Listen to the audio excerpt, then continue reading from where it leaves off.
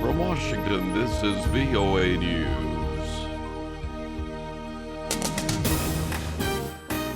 Millions of voters have begun streaming to the polls across Myanmar in the first relatively free election in a quarter of a century. The vote could bring to power Aung San Suu Kyi's National League for Democracy party. VOA's Steve Herman is at the polling station where Aung San Suu Kyi voted today. The question is not whether the NLD is able to be the largest vote getter among the 90 or more parties that are contesting in this parliamentary election. The question is whether they can capture two-thirds of the parliamentary seats to overcome this distinct advantage that the military and the government have, because a fifth of these seats are reserved for them. So they need this two-thirds and majority to really get through Parliament what they want, and more critically, be able to select who will be the next president of Myanmar. VOA's Steve Herman. Despite increasing indications that a bomb destroyed a Russian passenger airliner last week high over the Sinai Peninsula, the head of Egypt's investigation team says no definite conclusions have been reached. All 224 people aboard died last Saturday. Foreign intelligence reports first raised the theory that a bomb exploded aboard the jet based on overheard chatter by known terrorists shortly after the crash. Islamic State group has claimed responsibility.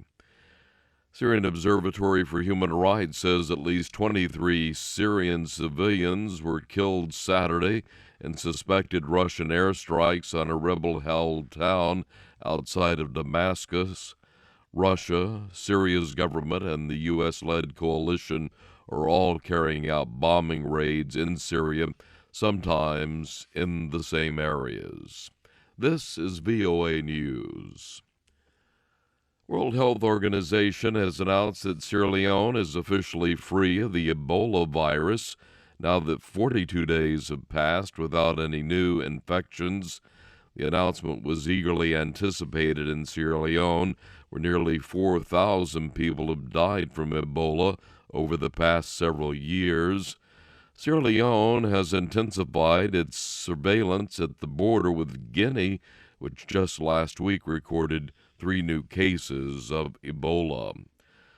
Taiwan President Ma Ying-jeou says the importance of security and dignity to the Taiwanese people was one of the key messages he shared with China's President Xi Jinping on Saturday, when the leaders of the two sides met for the first time in more than 6 decades.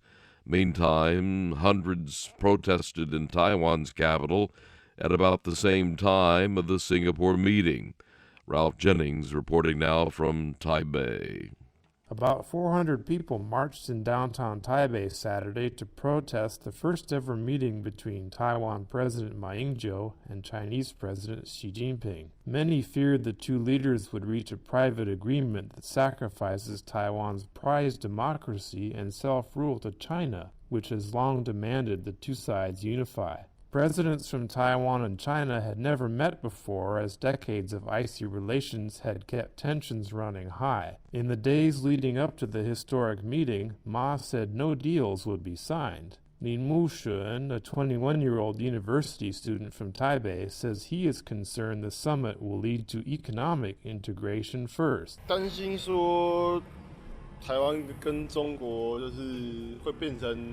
He says he is worried Taiwan and China will become the same country because he feels that China considers their race and culture basically the same. Ralph Jennings for VOA News, Taipei. U.S. Defense Secretary Ash Carter said Saturday the United States and everyone else in the Asia-Pacific is deeply concerned about the risk of conflict between those making claims in the South China Sea. Carter said the pace and scope of land reclamation by China and others increase the risk of miscalculation and should stop. A Chinese destroyer trailed a U.S. warship last month as it came within 11 kilometers of an artificial island China is building in the South China Sea.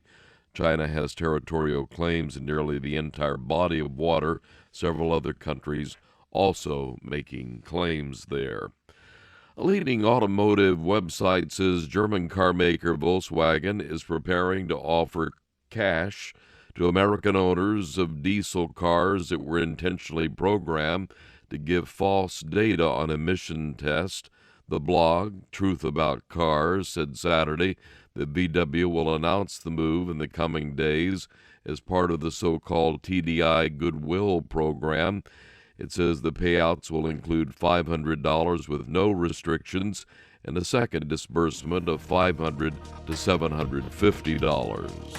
That's the latest world news from VOA.